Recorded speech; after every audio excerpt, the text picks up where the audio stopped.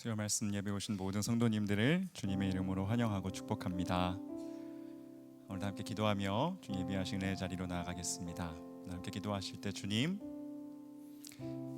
이 시간 우리의 마음과 생각을 주님께로 정합니다. 세상으로부터 또 사람으로부터 위로받기 원하였고 위안받기 원하였고 인정받기 원하였던 우리의 모든 마음들을 다시 모두어 주님께로 향하기 원합니다. 주님만이 주실 수 있는 평안으로, 주님만이 주실 수 있는 사랑으로 우리의 삶을 채워주시옵소서. 그리하여 그 만족, 그 은혜, 그 능력 가운데서 참된 평안을 누리는 이 시간, 예배의 시간 될 수 있도록 우리 주님이 얼마나 좋으신지, 선하신지, 광대하신지, 부요하신지를 깨달아 아는 이 시간 될 수 있도록 주여 우리에게, 우리의 가난한 마음 가운데 그 풍성한 은혜 부어주시옵소서. 이 시간 함께 주님 은혜 구하며 주님만 바라봅니다 다짐하며 그렇게 기도하며 나가겠습니다. 기도하시겠습니다. 주님 보이시옵소서. 주님 알리시옵소서. 주님 나타내 주시옵소서. 주여 계시하여 주시옵소서. 주여 가르쳐 주시옵소서. 주여 알려 주시옵소서. 주여 아버지, 주님의 높으심을, 주님의 부요하심을, 주님의 광대하심을, 주여 이 시간 우리의 좁아진 마음이 넓어지도록, 아버지 우리의 가려진 눈이 열려지도록, 오 하나님 아버지, 세상 것들 쫓던 마음으로부터 다시 돌이켜 우리가 주님을 향할 수 있도록, 주님을 바랄 수 있도록, 오 하나님 아버지, 오 하나님 아버지, 이 시간 우리가 주님 앞에 나아가오니 주여 우리를 받아주시옵소서. 주여 우리를 받아주시옵소서. 주여 우리를 받아주시옵소서. 주님의 은혜로 채우시옵소서. 주님의 평안으로 채우시옵소서. 주님의 사랑으로 채우시옵소서. 오 주님 아버지, 주님의 자녀들을 아버지 주님의 강물로 만족하게 하옵소서. 아멘. 이 시간 함께 주님의 음성 들으며 나아갑시다. 평안을 너에게 주노라, 사랑을 너에게 주노라 말씀하신 우리 예수님 음성 들으며 그 안에 참된 위로, 만족 얻는 예배 시간 되기 원합니다. 우리 함께 찬양하겠습니다. 평안을 너에게, 평안을 너에게 주노라. 세상이 줄 수 없는, 세상이 알 수도 없는 평안, 평안, 평안, 평안을 내게 주노라. 평안을 내게 주노라. 평안을 너에게 주노라. 세상이 줄 수 없는, 세상이 줄 수 없는, 세상이 알 수도 없는 평안, 평안, 평안, 평안을 내게 주노라. 매 주님이 주십니다. 사랑을, 사랑을 너에게 주노라. 세상이 줄 수 없는, 세상이 알 수도 없는, 세상이 알 수도 없는 사랑, 주의 사랑,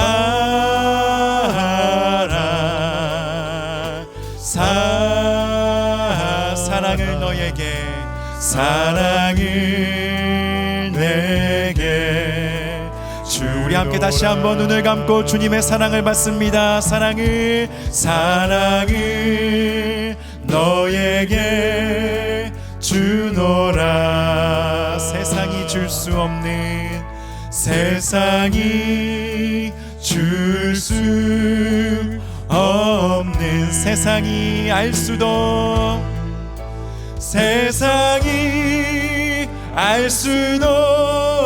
없는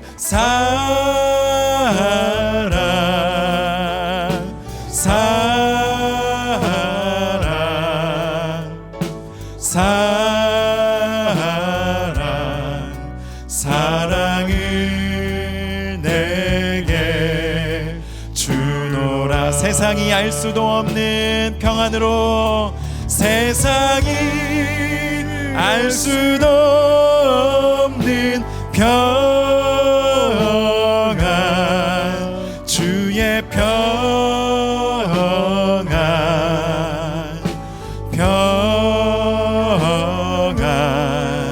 평안을 내게 주노. 우리 한 번만 더 조용히 받습니다. 세상이 알 수도 없는, 세상이 알 수도 없는 평안,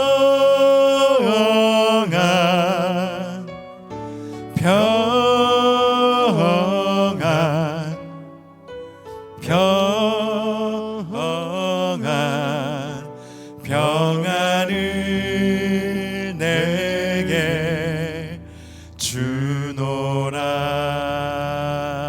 아멘. 세상이 알 수도 없고 줄 수도 없는 그 평안과 사랑 받아 누리는 우리 예배 시간 되기 원합니다. 아멘. 우리에게 모든 것 주시는 주님의 그 사랑 은혜 찬양합시다. 다 와서 찬양해, 사랑을 주신 주 찬양해, 사랑해 우리 주님. 생명 주셨네, 생명 주셨네. 소리쳐 찬양해, 기쁨을 주시는 우리 왕, 찬양의 제사 드리며 주님께 경배해. 다 와서 찬양해, 찬양해, 찬양해 주님, 찬양해 주님 우리와. 다 와서 찬양해, 찬양해, 찬양해 주님, 찬양해 주님 우리와. 아멘. 다 와서 찬양해, 사랑을 주신 주 찬양해, 사랑해 우리 주님. 생명 주셨네. 소리쳐 찬양해, 기쁨을 주시는 우리와 찬양의 제사 드리며 주님께 경배해. 다 와서 찬양해, 찬양해, 찬양해 주님, 찬양해 주님 우리와. 다 와서 찬양해, 찬양해, 찬양해 주님, 찬양해 주님 우리와. 다 와서 찬양해, 다 와서 찬양해, 찬양해, 찬양해 주님, 찬양해 주님 우리와. 다 와서 찬양해, 찬양해, 찬양해 주님, 찬양해, 찬양해 주님. 아멘. 우리에게 생명 주시는 주님 찬양합시다. 생명 주께, 생명 주께 있네 능력, 주께 있네 소망, 주께 있네 주 안에 있네. 생명 주께, 생명 주께 있네 능력, 주께 있네 소망, 주께 있네 주 안. 생명 다해, 생명 다해 주 찬양하리, 힘을 다해 주 찬양하리. 내 생명 다해, 내 힘을 다해, 모든 소망, 모든 소망 주님께. 생명, 생명, 주께 있네 능력, 주께 있네 소망, 주께 있네 주 안에 있네 생명, 생명 주께 있네 능력, 주께 있네 소망, 주께 있네. 아멘. 우리 한 번 더 생명의 주관자 되시는 주님께 생명 주께, 생명 주께 있네 능력, 주께 있네 소망, 주께 있네 주 안에 있네 생명, 생명 주께 있네 능력, 주께 있네 소망, 주께 있네 주 아. 생명 다해, 생명 다해 주 찬양하리. 아멘. 우리의 힘을 다해, 힘을 다해 주 찬양하리. 내 생명 다해, 내 힘을 다해 모든 소망, 모든 소망 주님께. 생명 주께 있네 능력, 주께 있네 소망, 주께 있네 주 안에 있네 생명, 생명 주께 있네 소망, 주께 있네 소망, 주께 우리 한 번 더 고백합시다. 생명 주께 있네, 생명 주께 있네 능력, 주께 있네 소망, 주께 있네 주 안에 있네 생명, 주께 있네 능력, 주께 있네 소망, 주께 있네 주 안에 있네, 주 안에 있네, 주께. 아멘. 우리 주님께 우리의 생명이, 우리의 능력이, 우리의 소망이 있습니다. 온 열방이 주님께 속했음을 이 시간 우리가 함께 한 목소리로 선포하며 나아가기 원합니다. 주님의 백성들, 주님의 청년들, 주님의 자녀들, 주님의 제자들이 온 땅에 복음 전하게 하소서. 복음 전하는 사람들, 복음 전하는 우리 참된 교회 되게 하소서. 그리고 그 마음 담아서 함께 찬양하며 나아갑니다. 민족의 가슴마다, 민족의 가슴마다 피 묻은 그리스도를 심어 이 땅에 부르고 푸른 그리스도의 계절이 오게 하소서, 오게 하소서. 이 땅에 하나님의 나라가 이루어지게 하옵소서. 모든 사람의 마음과 교회와 가정에도 하나님 나라가 임하게 하여 주소서. 주의 청년들이 예수의 꿈을 꾸고 인류 구원의 환상을 보게 하소서. 한 손엔 복음 들고 한 손엔 사랑을 들고 온 땅 구석구석 누비는 나라 되게 하소서. 우리 한 번 더 노래합시다. 민족의 가슴마다,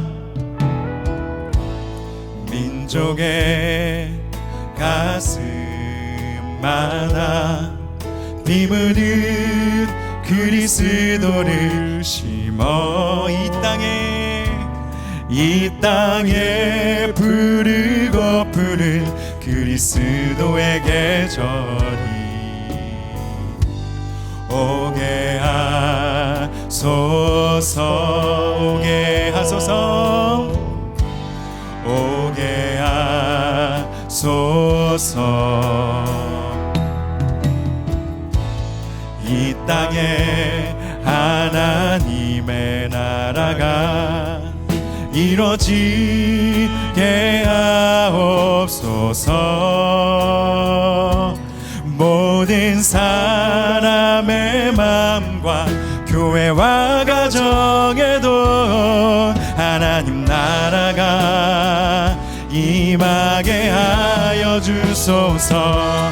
주의 청년들이 예수의 꿈을 꾸고 인류 구원의 환상을 보게 하소서.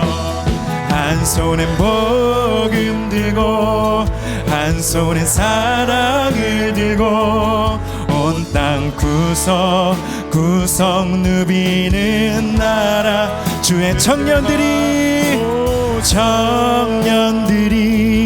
예수의 꿈을 꾸고 인류 구원의 환상을 보게 하소서. 한 손엔 복음 들고 한 손엔 사랑을 들고 온 땅 구석구석 누비는 나라 되게 하소서. 이 땅 구석구석에서 예수를 주로 고백하게 하소서. 하늘의 뜻 이 땅에 이뤄주소서. 주의 나라 되게 하소서. 이 땅 구석구석에서 이 땅 구석구석에서 예수를 주로 고백하게 하소서. 하늘의 뜻 이 땅에 이뤄주소서. 주의 나라 되게 하소서. 주의 청년들이 예수의 꿈을 꾸고 인류 구원의 환상을 보게 하소서. 한 손엔 복음 들고 한 손엔 사랑을 들고 온 땅 구석구석 누비는 나라. 주의 청년들이 예수의 꿈을 꾸고 인류 구원의 환상을 보게 하소서. 한 손엔 복음 들고 한 손엔 사랑을 들고 온 땅 구석구석 누비는 나라 되게 하소서.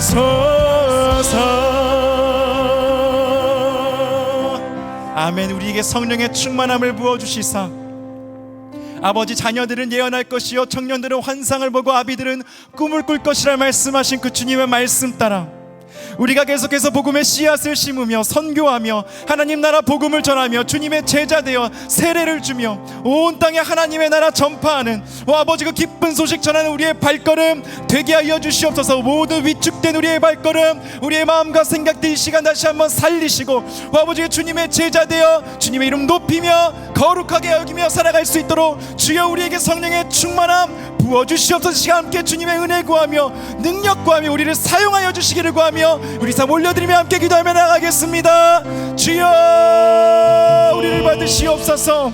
주여 주님의 이름이 거룩히 여김을 받으시고 하나님의 나라 이 땅에 임하시기를 원합니다.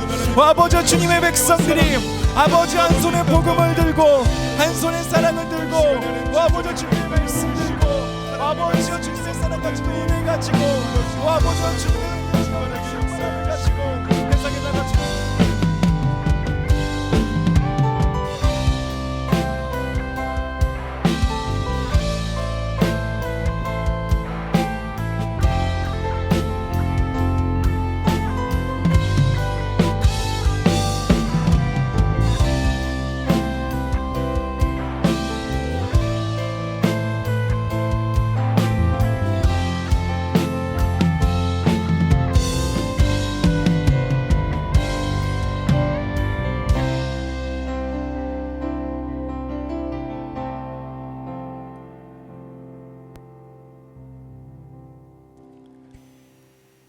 하나님 아버지, 우리가 이곳에 모여 함께 하나님께 예배드릴 수 있도록 인도하여 주심을 감사드립니다. 매일의 삶 속에서 영적 전투를 감당하는 우리의 심령을 주님 위로하여 주시고 평안을 주셔서 이 시간 하나님이 기쁘게 받으시는 예배가 되게 하여 주시옵소서. 하나님, 우리는 너무 연약해서 작은 일에도 걱정, 근심으로 마음이 무거워질 때가 많습니다. 하나님의 자녀로서 항상 기뻐하고 쉬지 말고 기도하고 범사에 감사하는 신앙생활을 할 수 있도록 우리에게 힘주시고 하나님만 의지하게 하여 주시옵소서. 우리 얼굴에서 어둠이 사라지게 하여 주시고 예수님의 향기가 품어져 나오는 그리스도인의 삶을 살게 하여 주시옵소서. 하나님, 이 시간 병상에서 힘든 시간을 보내고 있는 성도들과 큰 어려움 속에 낙심하고 있는 성도들의 마음을 위로하여 주시고 길을 열어 주시어서 주님 안에서 승리하게 하여 주시옵소서. 이 시간 말씀을 전하시는 주의 종의 입술을 통해 하나님 말씀하여 주시고 주님이 주시는 말씀을 잘 받아 주님이 기뻐하시는 삶을 사는 우리 모두가 되게 하여 주시옵소서. 감사드리오며 예수님의 이름으로 기도드립니다. 아멘.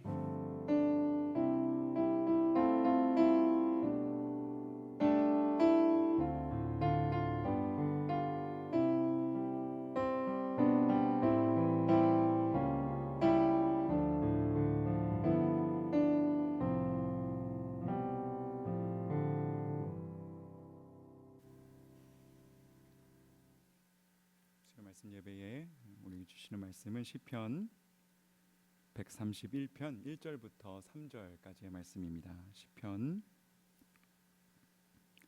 131편 1절부터 3절까지의 말씀을 우리 함께 한 목소리로 하나님 말씀 읽도록 하겠습니다.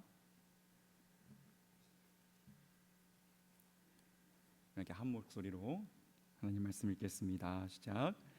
여호와여, 내 마음이 교만하지 아니하고 내 눈이 오만하지 아니하오며 내가 큰 일과 감당하지 못할 놀라운 일을 하려고 힘쓰지 아니하나이다. 실로 내가 내 영혼으로 고요하고 평온하게 하기를 젖된 아이가 그의 어머니 품에 있음 같게 하였나니 내 영혼이 젖된 아이와 같도다. 이스라엘아, 지금부터 영원까지 여호와를 바랄지어다. 아멘. 고요하게 평온하게 라는 제목으로 하나님 말씀 전하도록 하겠습니다. 여러분, 공황장애라는 병을 아시나요? 요즘은 많은 분들이 알고 계시죠. 요즘 연예인들도 툭하면 다 공황장애 걸렸다는 말씀들을 많이 하시던데, 그래서 어려움을 겪는 분들을 많이 보았습니다. 이 공황장애라는 병은요, 어떤 사람에게 특별한 이유 없이 그냥 예상치 못하게 갑자기 나타나는 아주 극단적인 불안 증상을 말합니다. 공황 발작, 패닉 어택이 주요한 증상이라고 합니다. 이 패닉 어택은요, 극도의 공포심이 느껴지면서 심장이 터지도록 빨리 뛰거나 가슴이 갑자기 이렇게 막 답답해지고요, 숨이 차고 땀이 나는 등의 신체 증상이 동반된, 그러니까 죽음에 이를 것 같은 극도의 불안 증상을 말하는 것입니다.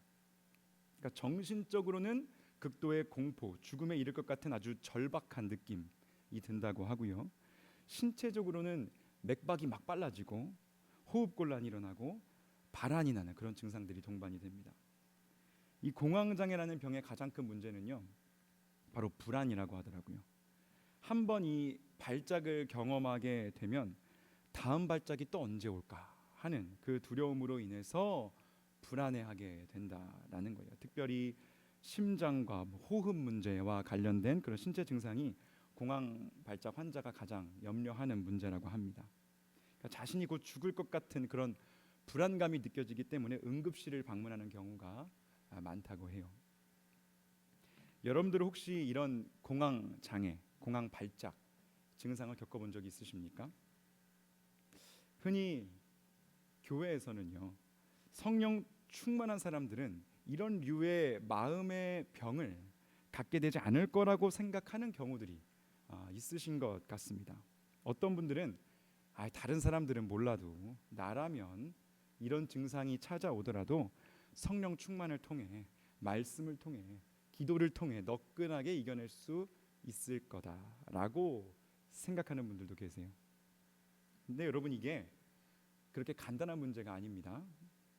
아무리 성령 충만하고 하나님을 굳게 잘 믿는 사람이라고 해도요, 얼마든지 공황장애나 우울증을 겪게 될 수 있습니다.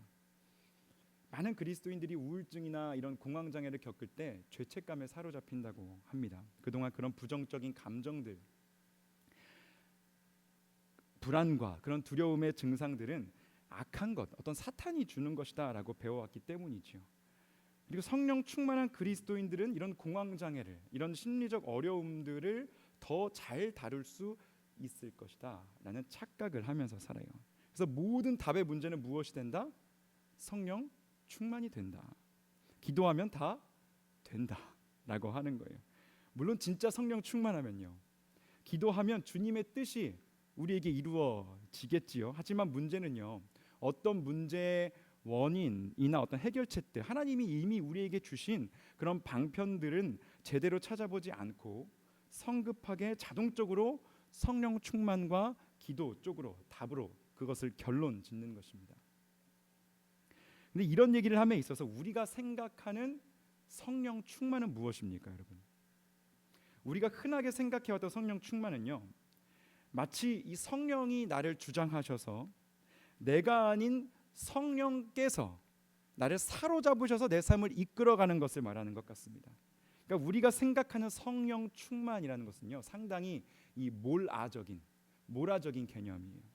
나를 잊어버리거나 나를 지워버리거나 나를 초월해버리는 그런 성령 충만을 우리가 은연중에 생각하고 또 배워오고 있었다라는 것입니다. 내 안에 나는 없고 성령님만 계시는 것.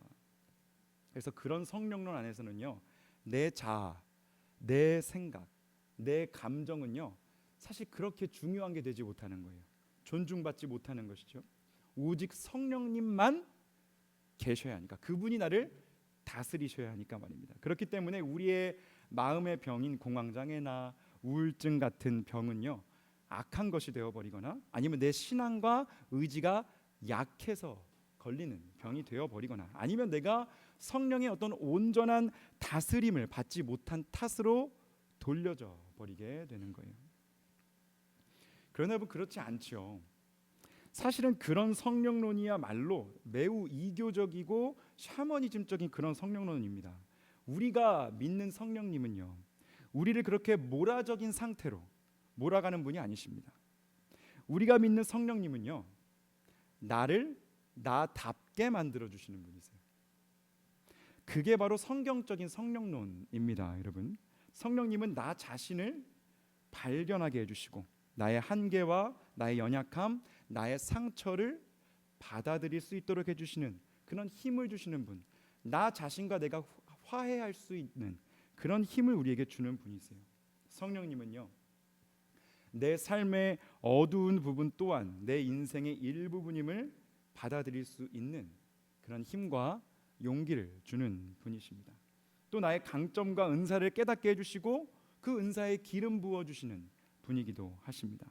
여러분, 성경의 인물들은요, 모두 그렇게 쓰임을 받았습니다. 모세도, 이사야도, 예레미야도, 에스겔도, 예수님의 제자들도, 사도 바울까지도 모두가 다 그렇게 하나님의 기름 부음을 받을 때요, 자신들의 한계를 알았고 연약함을 깨달았고, 그럼에도 불구하고 나를 붙들어 사용하기 원하시는 하나님께 그렇게 붙들려서 하나님의 백성된 자녀된 삶을 살아갔던 것입니다.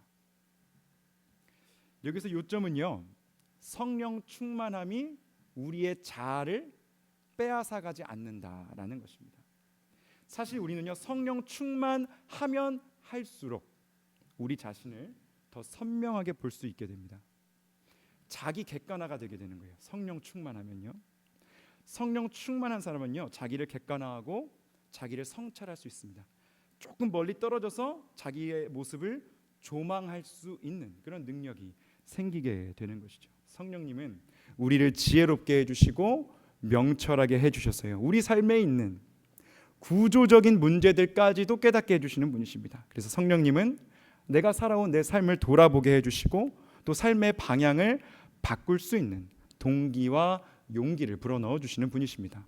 여러분, 그런 성령님이 오늘도 여러분과 함께함을 믿으십니까? 그분이 우리와 함께 하십니다. 여러분, 그런 의미에서요, 오늘 읽은 이 시편 131편의 저자는요, 정말로 성령 충만했던 사람으로 보입니다. 여러분, 1절 말씀을 함께 읽어보시겠습니다. 시작. 여호와여, 내 마음이 교만하지 아니하고 내 눈이 오만하지 아니하오며 내가 큰 일과 감당하지 못할 놀라운 일을 하려고 힘쓰지 아니하나이다. 아멘. 여러분, 여기서 이 시인은요, 3번의 부정 선언으로 시를 시작합니다. 내 마음이 교만하지 않는다. 내 눈이 오만하지 않는다. 나는 큰 일과 감당하지 못할 놀라운 일을 하려고 힘쓰지 않는다.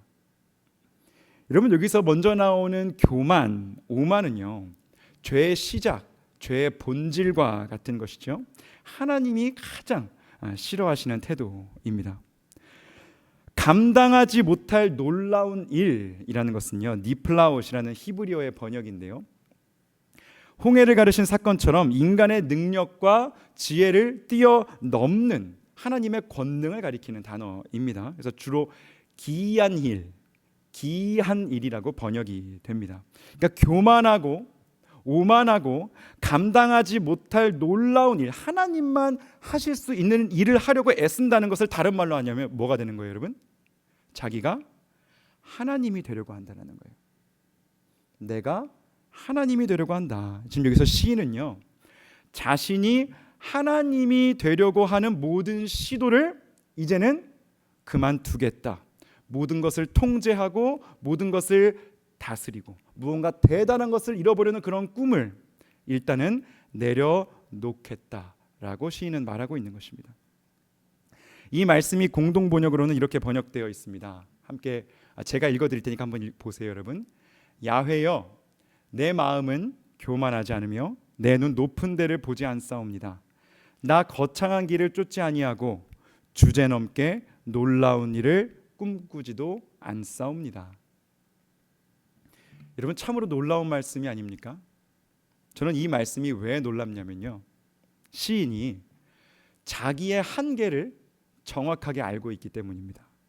그래서 감당하지 못할 일, 주제넘는 놀라운 일, 자기 분수에 넘치는 일을 하려고 하지 않는데요, 그것을 이뤄내려고 힘쓰지 않는다라고 합니다.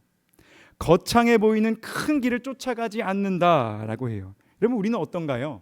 보통 거창한 것, 큰 것, 놀라운 일이 하나님의 일이다라고 생각하지 않습니까?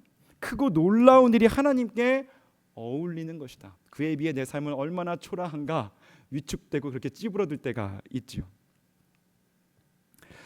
작고 초라해 보이는 것은요, 우리의 크신 하나님께는 별로 어울리는 것 같지 않아 보입니다.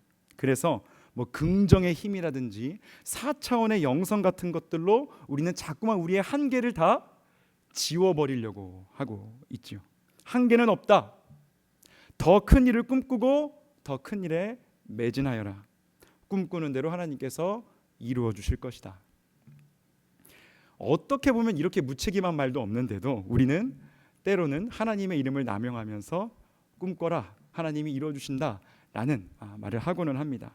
사실은 자기 자신을 위해서 거창한 일을 꿈꾸고 놀라운 일을 계획하고 시도하고 있으면서도 우리는 그러할 때에도 하나님을 위해서 하는 거지 라면서 종교적으로 매끈하게 우리의 그런 시도들을 포장하기도 하죠.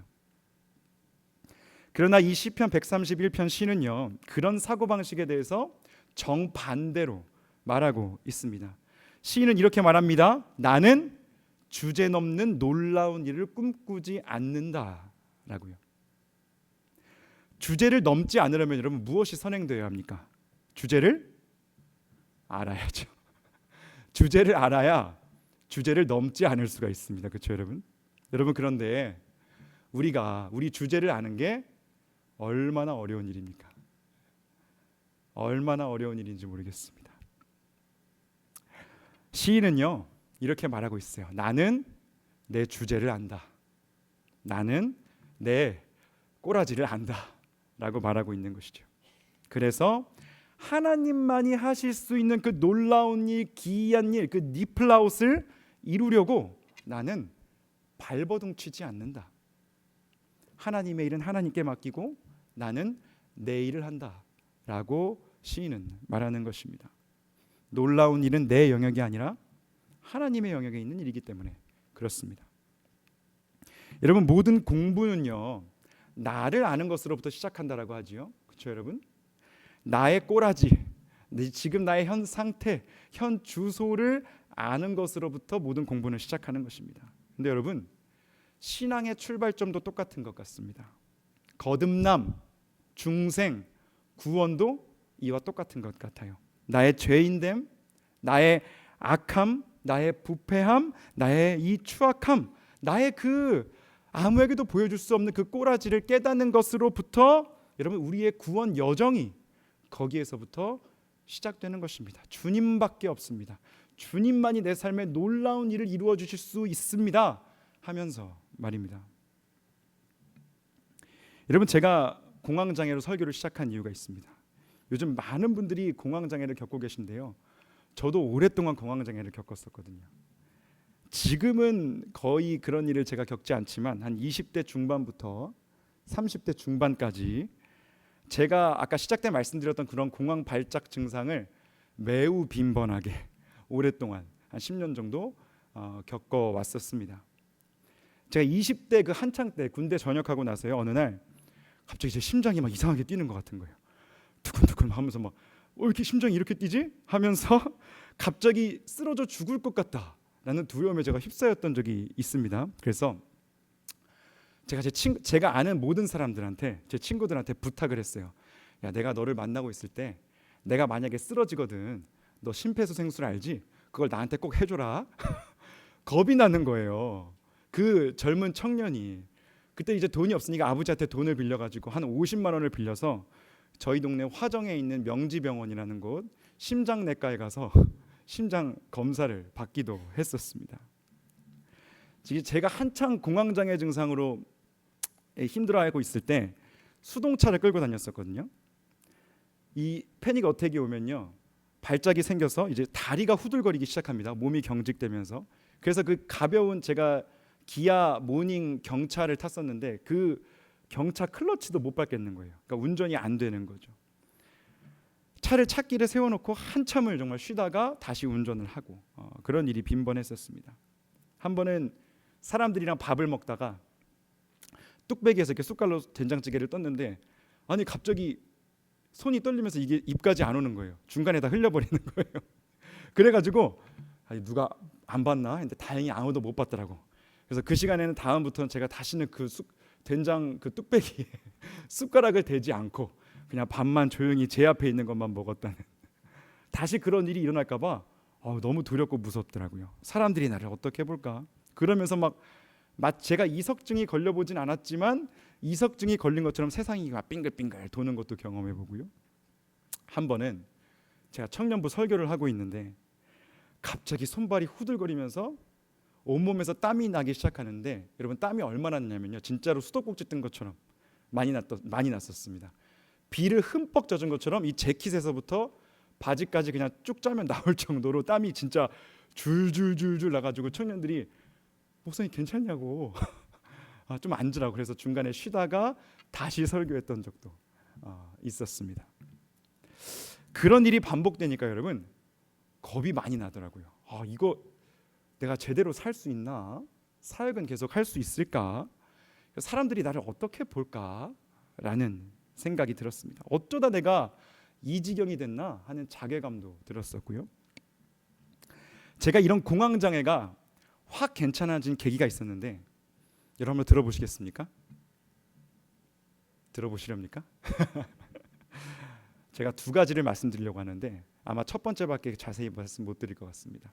첫 번째는 저희 원가족의 이 가족력, 제가 패밀리 히스토리를 알게 되었을 때입니다. 저희 가정은요, 저희 삼촌 때문에 하나님을 믿게 된 가정이거든요.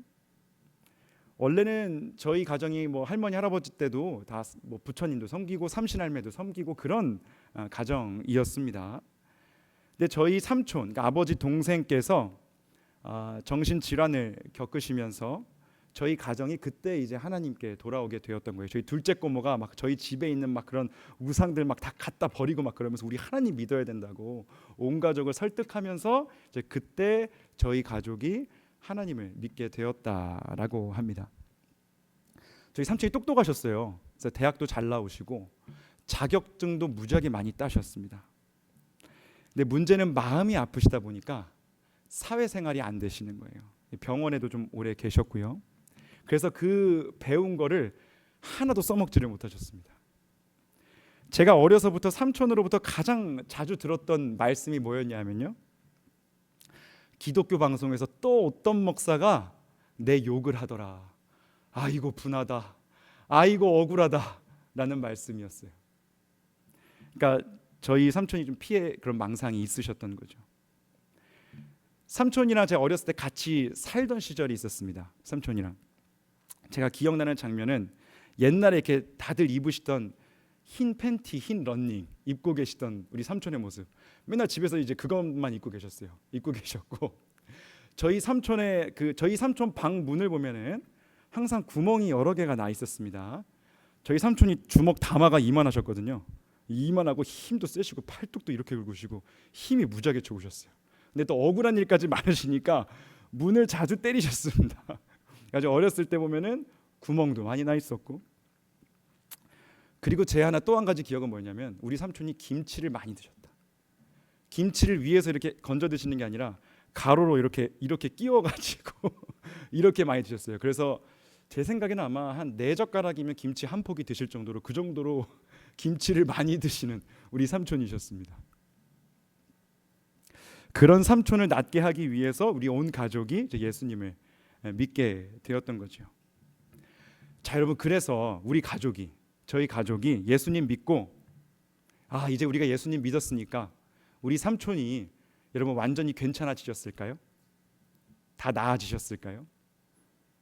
할렐루야, 우리 삼촌 다 나았다, 하나님이 구원해 주셨다 했을까요? 아니었습니다. 예수님을 믿었는데도 그런 일이 일어나지 않더라고요. 우리 삼촌은요 계속 아프셨어요. 계속 마음이 아프셨고 나중에는 췌장암으로 많이 고생하시다가 돌아가셨습니다. 맨날 이 조카들 세배 안 받으셨거든요. 결혼하면 자기가 세배 받겠다고 한 번도 세배를 안 받으셨는데 결국 세배 못 받으시고 돌아가셨어요. 저희 가족이 삼촌 때문에 예수님 믿게 된 가족인데요, 아이러니하게도요, 저희 가정은 만나기만 하면 삼촌 때문에 싸우는 가정이었습니다. 제 기억이 맞다면요, 친척들이 모여서 우리가 이렇게 저희 핵가족끼리 있을 때만 말고 저희 온 대가족들, 뭐 할머니, 할아버지, 고모들 다 모이면요, 제 기억으로는 단 한 번도 싸우지 않았던 적이 없었습니다. 항상 싸웠습니다. 만나면 항상. 가족이 아프다 보니까요, 아무리 예수를 믿게 되었다고 해도 아직도 서로 안에 억울함이 있는 거예요. 서운함이 있는 거예요. 탓하는 마음들이 여전히 그 안에 남아 있는 거예요. 그리고 이게 가족이라는 이름으로 더 얽히고 설켜서 이게 뭐 도저히 풀 수 없는 그런 상태가 되어 버린 것이죠. 저는 여러분 그래서요, 어려서부터 이걸 깨달았습니다. 예수님 믿어도 안 되는 건 안 되는구나. 여러분, 지금 이 말이 예수님께 어떤 능력이 없다라는 제가 그런 불경한 고백을 하는 게 아닙니다. 예수님 믿어도 변하지 않는 게 있구나 라는 것을 깨달았다라는 것입니다. 근데 저에게는 그게 되게 자연스럽게 나중에 다가오더라고요. 그럴 수도 있구나. 그게 인생이구나. 우리가 삼촌 때문에 예수님 믿었지만 우리 삼촌이 이렇게 계속 아프신 것에도 하나님의 뜻이 있겠구나. 어떻게 보면 이것이 우리 가족에게 주어진 한계일 수도 있겠구나라는 생각을 했었습니다. 그러면서 자연스럽게 받아들이게 되었다라는 것이죠. 하나님께서 마치 고린도후서 12장에서 바울에게 내 은혜가 너에게 족하다라고 말하셨던 것처럼 말입니다. 그러다가 어느 날 제가 아버지랑 이렇게 대화를, 저희 삼형제랑 아버지랑 대화를 나눌 때가 있었어요. 그런데 어느 날 아버지께서 하지 않으셨던 말씀을 하시는 거예요. 얘들아, 나도 젊었을 때 죽을 것 같은 그런 절박감에 시달릴 때가 있었다. 근데 아버지가 그런 말을 저희한테 하신 적이 진짜 단 한 번도 없었거든요. 아버지가 그런 고백을 하셔서 정말 깜짝 놀랐습니다. 이유 없이 두렵고 무서워서 응급실에 가기도 했었고, 이유 없이 배가 아파서 막 떼굴떼굴 굴러다닐 때가 있었다라고 하시는 거예요. 그래서 저희 삼형제가, 제가 아래로 또 남동생 둘이 있거든요. 저희 아버지한테 딱 진단을 내려드렸죠. 아, 아버지 공황장애셨네요 라고 아버지에게 진단을 내려드렸습니다. 여러분, 이게 심각하게 듣지 않으셔도 돼요. 저희 가족은 그때 한바탕 웃었습니다. 야, 진짜 이거 뭐냐, 야, 우리 다 이러네 하면서 말입니다. 그러니까 여러분, 그런 것 같아요. 그냥 옛날 어른들은 다 그냥 모르고 지나가는 병도 많으셨던 것 같은데, 요즘 사람들은 다 너무 잘 알다 보니까, 아는 게 병이죠 여러분. 너무 잘 알다 보니까 다 이렇게 하나하나 짚고 넘어가게 되는 것 같아요. 옛날 어른들은, 저희 아버지 세대만 해도 그냥 참고 넘어가시죠. 하루하루 살아야 되는데, 그렇죠? 일을 해야 되는데, 벌어와야 되는데, 모르는 게 약이다 라는 생각도 하게 되었었고요. 사실 저희 형제들이 다, 삼형제가 다 공황장애 전문가거든요. 제가 한 중 정도로 알았고, 저희 둘째 동생은 아주 세게 알았고, 저희 막내 동생은 좀 약하게 알았고, 그래서 중강약 이렇게 알았었습니다. 그런데 여러분, 제가 그렇게 아버지의 말씀을 듣다 보니까 어느새 동지의식이 생기더라고요. 동지의식. 아, 이게 이런 질환이 우리 아버지, 삼촌, 또 저 동생들까지도 다 정도는 다르지만 그런 비슷한 질환을 겪어왔다라고 생각하니까 갑자기 제 인생이, 제 어렸을 때 어떤 그 있었던 일들이 이렇게 파노라마처럼 이렇게 착 스쳐 지나가면서 하나로 꿰어지는 그런 기분이 드는 거예요. 그러니까 이 모든 일들이 우리 가족의 어떤 DNA 속에 새겨져 있던 일이구나 라는 생각이 들더라고요. 하나님께서 저희 가족에게 주신 어떤 굴레, 어떤 한계 같은 것이지요. 사실 이거는 뭐 벗어나려고 해도 별로 잘 벗어날 수 없는 것일 것 같습니다. 우리의 DNA에 유전적으로 물려져 오는 것이기 때문에, 저는 저희 아들이 하필이면 여기 와 있는데, 저희 아들과 저희 딸도 어쩌면 그럴 수도 있지 않을까.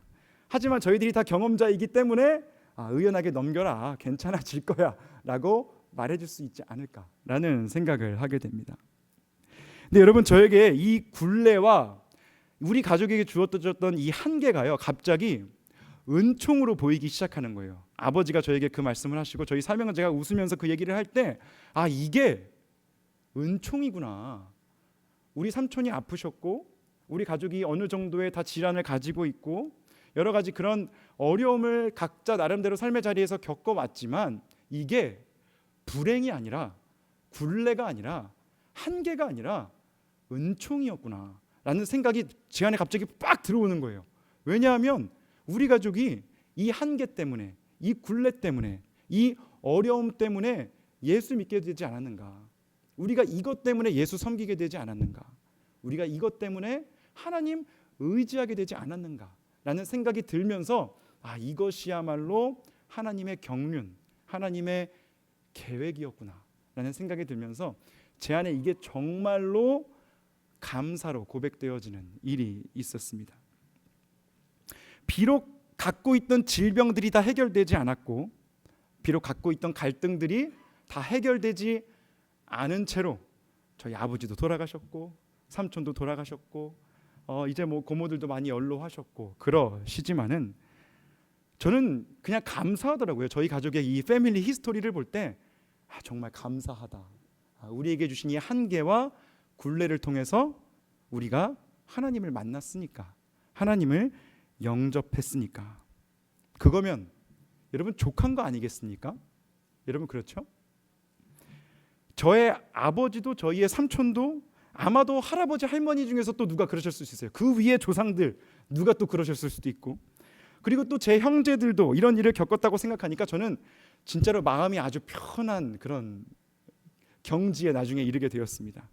그분들도, 내 형제들도 다 겪었던 일인데 나라고 못하랴 하는 마음이 들면서요. 그리고 이 공황장애라는 병을 비롯한 이 가족으로부터 주어진 굴레와 한계를 극복해야 할 대상이 아니라 그냥 저의 한계를 그냥 인정하게 되었던 그런 계기가 저에게 있었던 것입니다. 그리고 이건 그냥 내 인생의 동반자구나, 함께 해야 되는 거구나 라는 것을 제가 인정하게 되었던 것이죠. 그러면서 저는 몸과 마음이 그 이후로 많이 편해졌습니다. 많이 위로를 받았고요. 저희 형제들도 그렇고요. 지금은 아주 많이 나아졌어요. 두 번째로 제 상태가 좋았던 건 제가 너무 길어질까 봐 여기서 다 하지는 못하겠습니다. 나중에 한번 풀 기회가 있으면 한번 풀어보도록 할 텐데, 제가 여러 가지 이제 신대원을 졸업하고 아내와 여러 가지 일들을 겪으면서 하나님께서 기회를 주셔서 아내와 좀 같이 시간을 보낼 수 있는 그런 기회를 주셨고, 그런 일들을 통해서 제 자신을 보게 해주시고, 제 한계, 제 꼬라지, 그래서 거창한 일, 주제넘는 일을 구하지 않게 된 이야기입니다. 짧게 말씀드리자면, 물론 여러분 이거는요 지금도 계속해서 해나가고 있는 작업입니다. 여러분도 해나가고 계시지 않습니까? 그렇죠? 나 자신의 그 꼬라지를 발견해 나가는 작업, 고쳐 나가는 작업, 내 주제를 깨달아 나가는 작업, 여러분 이것은요 모든 그리스도인이 날마다 해 나가야 하는 영적인 작업인 것입니다. 자꾸만 우리에게는 우리의 주제를 넘어가려고 하는 그런 유혹들이 찾아오기 때문입니다. 어떠십니까 여러분? 거창한 일, 감당하지 못할 놀라운 일, 기분 나쁘실 수도 있지만 여러분 주제 넘는 놀라운 일을 꿈꾸며 살아가고 계시지 않습니까? 나에게 주어진 굴레, 한계, 이런 것들은 내가 충분히 벗어버릴 수 있을 거야 라며 그것들을 얕잡아 보며 살아가고 계시지 않으세요? 여러분 살다 보면 아마 저보다 더 잘 아시겠죠. 그런 것들이 결코 극복하기가 쉬운 일들이 아니다라는 것을 말입니다. 여러분 그렇다면 우리 안에 그런 마음들이 있다면요, 주제넘는 일을 꿈꾸고 있는 그런 시도들이 있다면, 그것이 나 자신을 향한 것이든 아니면 그것이 내 배우자를 향한 것이든 나의 자녀들을 향한 것이든, 여러분 그것은 건강하지 못한 마음이다라는 것이죠. 그런 생각들이요 때로 우리를 앞으로 나아가기도 하지만 때로는 또 우리를 병들게 할 수도 있기 때문입니다. 여러분 오늘 말씀 2절을 좀 함께 읽어보실게요. 2절 말씀 함께 읽습니다. 시작. 실로 내가 내 영혼으로 고요하고 평온하게 하기를 젖된 아이가 그의 어머니 품에 있음 같게 하였나니 내 영혼이 젖된 아이와 같도다. 아멘. 여러분 이렇게 자신의 한계를 알고 자신의 꼬라지를 알고 주제 넘는 일을 꿈꾸지 않는 사람은요 자기의 영혼을 고요하고 평온하게 가꾸어 갈 수가 있습니다. 여러분 거기서부터 시작이 되는 것입니다. 그리고 하나님과 진정으로 친밀하고 깊은 관계를 거기서부터 맺어갈 수 있게 되는 거예요. 마치 엄마 품에서 잠든 아이처럼 말입니다. 엄마 품에 안겨있는 아이, 여러분 떠올려 보십시오. 얼마나 평온하게 자는지 모릅니다. 완전히 만족한 표정으로 잠들어 있습니다. 더 이상 바랄 게 없는 것이죠. 완전한 만족과 또 완전한 신뢰가 그 안에 들어 있습니다. 젖된 아이라는 건요 여러분 이렇게 막 시도 때도 없이 엄마 젖을 물려고 하는 때가 지난 아이를 가리키는 것입니다. 그러니까 그래도 조금 성숙했다는 거죠. 아직 아기이기는 해요. 아직은 어려요. 하지만 좀 시간에 맞춰서 이제는 이유식도 먹을 줄 알고 또 밤에 좀 통잠도 자고 그래서 그래도 좀 말이 통하고 엄마 품을 그냥 온전히 누릴 줄 아는 그런 아이를 말하는 것입니다. 그러니까 엄마와 애착 형성이 잘 되어서 이렇게 분리불안도 많이 느끼지 않는 그런 아이를 가리키는 거예요. 여러분 우리의 신앙이요 이렇게 평온하고 이렇게 고요하게 엄마 품 같은 그런 하나님 품을 누릴 줄 아는 우리의 신앙이 되어야 한다라는 것입니다. 그런데 여러분 우리가 우리의 주제를 모르고 우리의 주제를 그 넘어가는 거창한 일, 놀라운 일을 쫓아서 살다 보면요 하나님과의 관계가 이 엄마와 자녀의 관계, 완전한 신뢰의 관계, 만족의 관계가 아닌 마치 채권자 채무자의 관계로 전락하게 되어 있습니다. 사실 우리 중에도 많은 사람들이 하나님과 이런 관계를 맺으며 살아간다는 거예요. 마치 하나님께 뭐라도 맡겨놓은 것인 마냥 이건 내놓으라 저건 내놓으라 라며 주문을 하고요. 우리가 원하는 것을 주지 않으면 다 하나님 탓이다 라고 모든 책임을 하나님께 덮어 씌워버리기도 하고요. 하나님과는 평소에는 어색한 사이면서 내가 필요할 때만 친한 척하는 그런 사람들이 되는 것입니다. 때로는 반대로 우리는 우리 그 선하신 하나님, 좋으신 하나님을 막 악덕 채권자로 만들 때도 있어요. 그래서 하나님에 대한 죄책감, 부채의식을 하나님이 우리에게 주신 적 없는 그런 부채의식을 스스로 만들어 놓고는 또 그것을 지워내기 위해서 부단히 노력하며 살아가는 것이 우리의 병든 신앙의 모습입니다. 그래서 우리는 신앙생활을 하면서도 그 고요함, 그 평온함을 누리지를 못하는 거예요.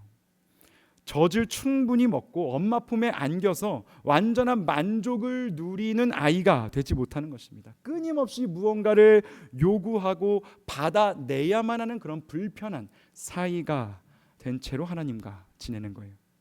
이러면 원래요, 어색한 사이에는요 고요함과 평안함이 있을 수가 없거든요. 어색한 사람들끼리는요 끊임없이 무언가를 해야 합니다. 여러분 그러시지 않은가요? 고요함을 견딜 수가 없습니다. 어색한 사람들끼리는 시끄럽게 음악을 틀어놓든 뭘 먹든 게임을 하든 누구 뒷담화를 하든 뭐든 해야만 하지, 그렇지 않으면 지금 너무 불편한데 하면서 그 시간을 견딜 수 없게 되어버리는 거예요. 여러분 그러나 진짜 친밀한 사이끼리는요 아무것도 하지 않아도 불편하지가 않은 겁니다. 평온함과 고요함을 누릴 수가 있는 겁니다. 말없이 가만히 있어도 불안하지 않아요. 그 침묵과 고요가 불편하지 않습니다. 하나님은요 우리에게 너무 거창한 일이나 감당하지 못할 큰 일을 계획해라, 그래서 나를 기쁘게 해봐라 라고 하신 적이 한 번도 없으십니다. 그거는 우리의 생각이지요. 그렇게 생각하면 할수록 하나님은 우리에게 불편한 존재가 되어버립니다. 뭔가 받아내야 하는 분, 또 무언가로 만족시켜 드려야 하는 분이 되어버리는 거예요. 그러나 하나님은요 우리를 초대하시는 겁니다. 먼저 하나님 자신과 좀 친밀한 관계를 누리자고 하나님은 우리를 초대하고 계십니다. 거창한 일 안 해도 좋다. 내가 언제 너희한테 그런 거 바란 적 있니? 크고 놀라운 사역 아니어도 좋다. 고요함과 평온함 가운데 나와 친밀함을 누리자, 나와 교제하자라고 하나님은 우리를 초청하고 계신 것입니다. 그렇다면 그렇게 고요함과 평온함을 누리려면 여러분 우리는 어떻게 해야 합니까? 여러분 이게요 누가 해주는 일이 아닙니다. 고요함과 평안함은요 누가 만들어주는 게 아니에요. 2절 말씀 보시면요 시인은 내가 내 영혼을 고요하고 평온하게 했다라고 합니다. 내가 그렇게 하는 거예요. 내가 내 영혼으로 고요하고 평온하게 했다. 스스로 그렇게 하였다라는 것입니다. 자신이 결단했던 것입니다. 대단한 일, 거창한 일, 주제넘는 일로부터 눈을 돌리고 자신의 마음을 정해서 하나님과의 관계에 자신을 먼저 헌신했던 것이죠. 거창한 일, 놀라운 일을 해냄으로써 만족을 얻은 것이 아니라 하나님과의 깊은 관계를 통해서 그 안에서 먼저 참된 평안과 만족을 누렸던 것입니다. 여러분 그래서 우리는 이 두 가지를 잘 구분해 내야만 합니다. 어떤 일을 해냄으로써 성취를 이룸으로써 오는 만족과 하나님과의 깊은 만남을 통해서 오는 그 만족을 우리는 구별할 줄 알아야 합니다. 우리는 이 둘을 착각할 때가 많거든요. 그래서 일을 해냄으로써 성취를 통해서 느끼는 만족을 하나님께서 하나님과의 관계에서 오는 만족이라고 생각하는 경우가 있지요. 그래서 사역을 하고 내 삶을 더 바쁘게 정신없게 몰아치게 만듭니다. 하지만 여러분 그렇게 일을 해냄으로써 성취로 얻는 만족은 금방 수그러들게 되어 있다는 것입니다. 그런 만족은 또다시 우리에게, 물론 당연히 이런 만족들도 우리에게 필요하지만 그런 흥분, 그런 만족, 사람들이 주는 인정과 찬사와 보상은요 다시 우리가 그것을 찾아다니게 만들기 때문에 문제가 된다라는 것입니다. 다시 그것에 목마르게 되기 때문이에요. 그래서 하나님과의 관계 없이, 하나님과의 친밀함 없이 우리가 그것을 찾아다니게 되다 보면 여러분 우리 안에 문제가 생기게 되는 것이죠. 더 이상의 흥분과 만족이 사라졌을 때, 사람들의 시선이 느껴지지 않을 때, 그런 류의 보상이 우리에게 주어지지 않을 때 우리는 더 이상 그 일을 지속할 수 없게 되어 버리는 것입니다. 사실은 여러분 거기서부터가 진짜 시작인데 말입니다. 그러니까 한마디로 정리하자면요, 여러분 내면이 건강하셔야 한다는 겁니다. 건강한 신앙생활을 하셔야 한다는 거예요. 해로운 신앙생활이 아니라. 내면이 건강하지 못하면 행복하게 살 수가 없습니다. 고요함과 평온함을 누릴 수가 없어요. 끊임없이 무언가에 쫓겨다니게 되고 또 무언가를 쫓아다니게 되고 그렇게 되어 있습니다. 여러분 제가 열심히 치열하게 살지 말자, 대충 살자라고 말씀드리는 게 당연히 아니라는 걸 아시죠? 여러분 저는요 조금 더 행복하게 살자라고 말씀을 드리는 것입니다. 그러기 위해 어떻게 해야 할까요? 우리는 신앙인으로 어떻게 하면 지금보다 조금 더 행복하게 살 수 있을까요? 결단해야 하는 겁니다, 여러분. 결단. 어떤 결단이요? 고요함과 평안함은 누가 가져다 주는 게 아니기 때문에 내가 스스로 고요함과 평안함을 누리겠다라는 결단을 스스로 내려야 한다라는 것입니다. 여러분 우리의 자녀들도요, 우리의 배우자도요, 목회자들도요, 우리에게 고요함과 평온함을 가져다 줄 수 없습니다. 심지어 하나님조차도 우리가 높은 곳에 마음을 두고 있는 이상, 우리가 주제넘는 거창한 일을 바라보고 있는 이상 하나님께서도 우리에게 고요함과 평온함을 주실 수가 없어요. 우리의 마음이 닫혀 있기 때문입니다. 우리가 준비되어 있지 않기 때문에 그렇습니다. 시인이 그러했듯이 우리 또한 스스로 결단하고 고요하고 평온한 삶의 그러한 결을 우리 스스로가 만들어 나가야 한다, 닦아 나가야 한다라는 것입니다. 여러분 하나님이 우리에게 주신 것은요 은사만이 아닙니다. 하나님이 우리에게 주신 것은요 은사만이 아니라 하나님은 우리에게 한계도 주셨습니다. 여러분 우리 삶에는요 주어진 수많은 한계들이 있고 제약들이 있고 굴레들이 있습니다. 여러분 그러한 한계들, 제약들, 굴레들은요 우리가 함부로 깨나갈 수 없는 것들, 우리가 극복해낼 수 없는 것들, 아무리 주문을 외치고 외워봐도 우리가 이겨낼 수 없는 것들일 경우가 많습니다. 하나님은 그러한 연약함들, 굴레들, 우리에게 주어진 속박들을 통해 말씀하십니다. 교만하지 말아라, 오만하지 말아라 말씀하십니다. 하나님 또 우리에게 말씀하십니다. 주제를 알아라. 나는 하늘에 있고 너는 땅에 있으니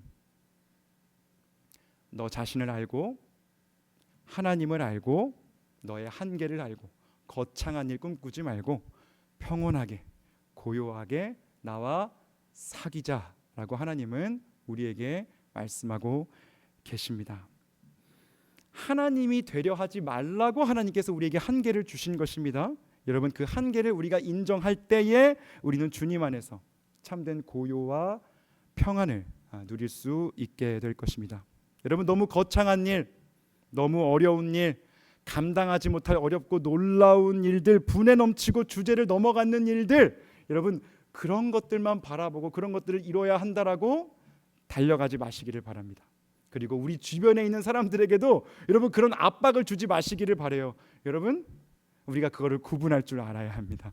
극복해야 할 것과 인정해야 할 것, 그리고 인정할 것은 빨리 인정하고 하나님 앞에 납작수 그리고 하나님 의지하면서 은혜 구하면서 살아가는 것이 하나님께서 우리에게 주신 지혜라고 믿습니다. 우리 각자에게 주어진 한계와 주제를 알고 그것을 인정하고 그 가운데서 평안하고 고요하게 엄마 품에 안긴 아이처럼 하나님의 임재를 누리며 살아가시는 우리 참전교회 모든 성도님들 되시기를 주님의 이름으로 축복합니다. 함께 기도하겠습니다.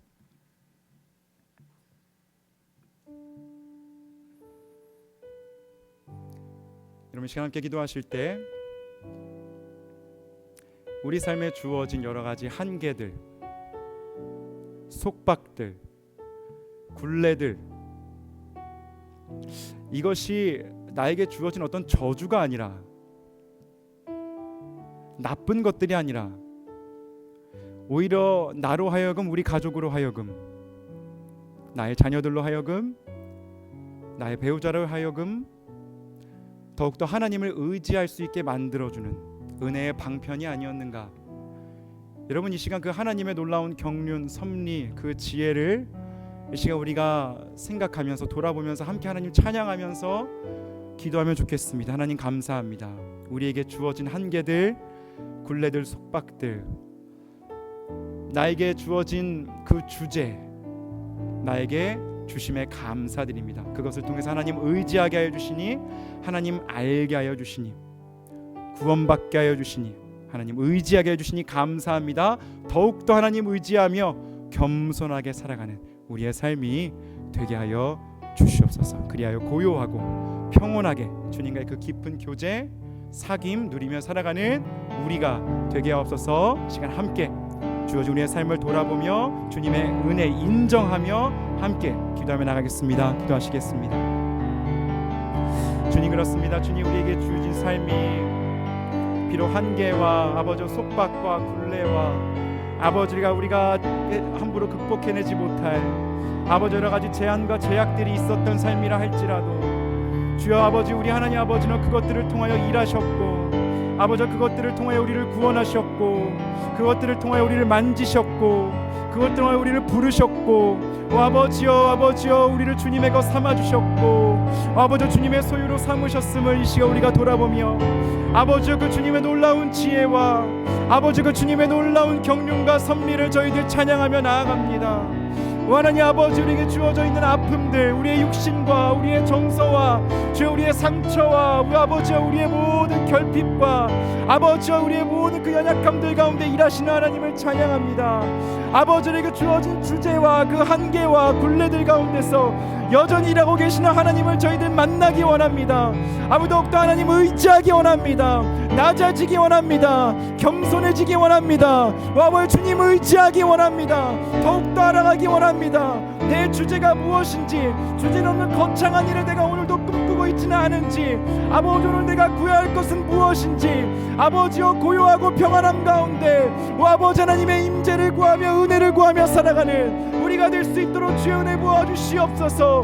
주여 말씀하여 주시옵소서. 주여 위로하여 주시옵소서. 우리의 삶을 재해석할 수 있는 그런 눈과 그런 마음을, 그런 지혜를 저희들에게 허락하여 주시고, 아버지의 아픔들이 다시 한번 아버지와 별이 되고 씨앗이 되어 아버지 하나님 이들의 아버지와 생명 이상의 생명을 주는 아버지가 하나님의 사람들로 저희들 변화되어 줄 수 있도록 역사하여 주시옵소서. 주여 연약한 우리의 삶을 부르셨사오니, 주여 우리의 가정을 부르셨고, 우리의 아비 어머니들을 부르셨고, 우리의 자녀들을 부르셨사오니, 아버지 그 모든 상처들과 그 연약함들 가운데서, 그 모든 한계와 굴레들 가운데서도 주님 의지하며 씩씩하게 살아가는 우리 모두가 되게 하시사, 아버지 그 삶의 자리에서 주님 영광 나타내며 살아가는 우리가 될 수 있도록 주여 도와주시옵소서. 주여 은혜 부어주시옵소서. 주여 은혜 부어주시옵소서.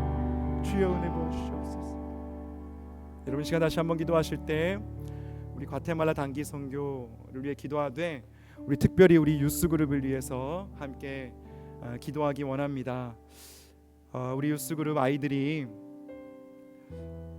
정말 하나님의 사람들로, 하나님의 백성들로 훈련받고 도전받고 자라가고 하나님과의 그 고요하고 평안함을 누리는 관계를 누리기로 작정하고, 이 선교를 통하여서 어떤 대단한 일을 꿈꾸기보다는, 주제넘는 거창한 일을 꿈꾸기보다는 먼저 하나님과의 그 깊은 관계, 하나님의 사랑에 잠기는 우리 아이들 되게 하여 주시옵소서. 열방을 품으시는 그 하나님의 사랑, 광대하신 넓으신 하나님의 은혜, 그 지혜를 깨달아 알므로 말미암아 함께 하나님과 꿈꾸며 주신 비전 쫓아 살아가는 우리 아이들 될 수 있도록 이 시간 과테말라 단기 선교 우리 파송받는 뉴스 아이들을 위해서 우리 함께 중보하며 기도하겠습니다. 오 하나님 아버지, 우리 아이들과 함께하여 주시옵소서. 그 땅으로 보내주시는 하나님 아버지께 감사드립니다. 아버지, 우리 아이들 아버지여 다시 한번 주님의 부르심을 그 마음에 새기며 아버지여 이 땅 가운데 아버지여 온 땅 가운데 주님의 그 아버지여 피 묻은 십자가 복음 전하며 먼저 그것이 그들의 마음 가운데 심겨질 수 있도록 아버지 그 심겨진 십자가 그 은혜 아버지 그 보혈 전하며 사랑 우리 아이들이 될 수 있도록 주여 역사하여 주시옵소서. 하나님 은혜 하나님 사랑 가운데 잠기는 아버지 마지막 한 주의 준비의 시간이 되게 해주시고 아버지 그 땅에서 보내는 그 일주일의 시간을 통하여 아버지 하나님 만나게 하여 주시옵소서. 은혜 알게 하여 주시옵소서. 하나님 지혜 알게 하여 주시옵소서. 넓으신 하나님 높으신 하나님 광대하신 하나님을 깨달아라. 아버지 그 주님과 함께 아버지 이 땅을 치유하며 아버지 이 땅에 하나님 나라 세우는 아버지 귀한 일꾼들로 세움받을 수 있도록 주여 우리 아이들과 함께 하여 주시옵소서. 아버지 고요하고 평안함 가운데 아버지와 모든 아버지 선교사에게 잘 맞춰질 수 있도록 도와주시고 아버지 모든 아버지 유스 아이들만이 아니라 우리 모든 아버지 선교팀이 하나님의 은혜 가운데서 강건하게 또 은혜롭게 모든 사역 잘 감당하고 돌아올 수 있도록 주여 역사하여 주시옵소서. 주여 함께하여 주시옵소서. 하나님 아버지, 우리에게 주신 한계와 굴레들 속박들 그 모든 것이 우리로 하여금 교만하지 아니하도록 우리로 하여금 오만하지 아니하도록 하나님께서 우리의 주제를 아시도록 우리에게 주신 귀한 장치들이라는 것을 이 시간 깨닫게 해주시니 감사합니다. 하나님의 그 놀라우신 경륜과 지혜 섭리에 저희들은 다시 한번 탐복할 수밖에 없음을 주여 저희들은 고백합니다. 우리로 하여금 낮아지게 하셨고 우리로 하여금 주님 의지하게 하셨고 우리로 하여금 주님 부름받게 하셨고 구원받게 하신 주님 은혜 감사합니다. 앞으로도 그렇게 더욱 주님 은혜 의지하며 주님 사랑하며 살아가는 우리가 되게 하여 주시옵소서. 고요하고 평온하게 주님과의 관계를 가꾸어 가며 아버지여 그렇게 이 세상의 흐름 그 시류를 쫓아가는 것이 아니라 비록 화려하지 않을지라도 하나님께서 원하시는 그 삶 살아낼 수 있는 우리 모두가